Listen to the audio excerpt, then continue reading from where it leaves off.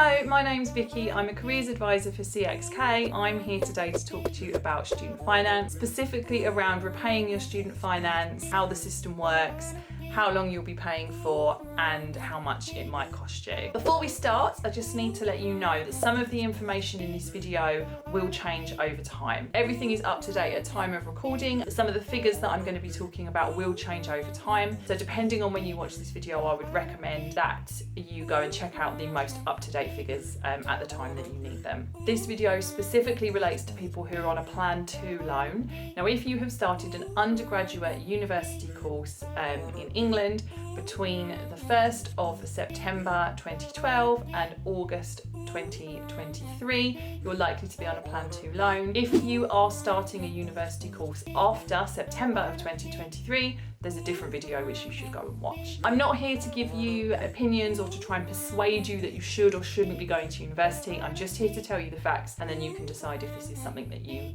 think is a good option for you. So when you go to university, you borrow money for fees and you borrow money to live on. And then of course, once you finish university, you need to start thinking about paying that back. So the way that it works in England is we have a repayment threshold. Once you get above that threshold, that's when you start repaying your loan. And this is one of the things that might change. Currently, the threshold for Plan 2 loans is £27,295, which works out to about £2,274 a month. So once you earn above that, you will start paying 9% of everything you earn above that figure, not 9% of everything that you earn. If you drop below the threshold for any reason, if that's a reason that you didn't choose, like being made redundant, or if it's a reason that you did choose, like you just decide to go part-time, or you quit your job and go traveling or raise a family, if your income drops below the threshold for any reason, then you will stop repaying until your income goes above the threshold again, and then you would start repaying. And these repayments will continue until you have either repaid your loan or for 30 years. And you will repay for a maximum of 30 years after you graduate.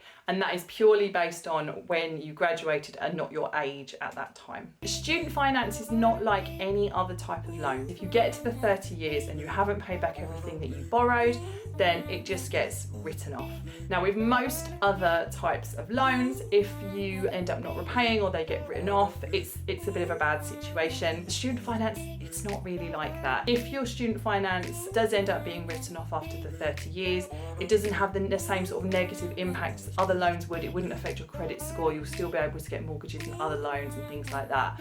So it's a very specific, very different kind of situation that if you haven't repaid your student loan after 30 years, it just kind of goes away. Having said that, during the time that you're studying and the 30 years that you're paying off your loan, you will be being charged interest on it. So currently, the interest rates for Plan 2 loans is RPI plus up to 3%, and that is based on how much you're earning at the time. So if you're on a lower income, then the interest rate will just be RPI as it is, and then the higher your income, it goes up on a sort of gradual scale to a maximum of RPI plus 3%. Under this system, it's currently predicted, and it is a prediction, so we can't be too specific, it's predicted that around 75 to 85% of people will not pay back what they have borrowed. And of course, if you don't end up paying back everything that you've borrowed, you actually won't be paying any of the interest anyway. Having said that, if you are going to be clearing the debt within the 30 years, it's likely you'll end up paying back considerably more than you have borrowed because of the interest. That's a very, very brief overview to student finance and how it works. If you want any more information about this, you can look on the government student finance website and on the Student Finance England website, which has a ton of useful resources.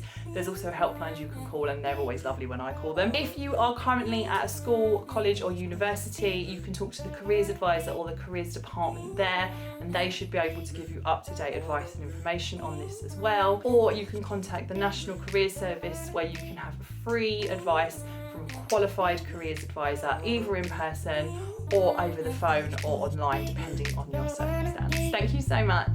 Bye.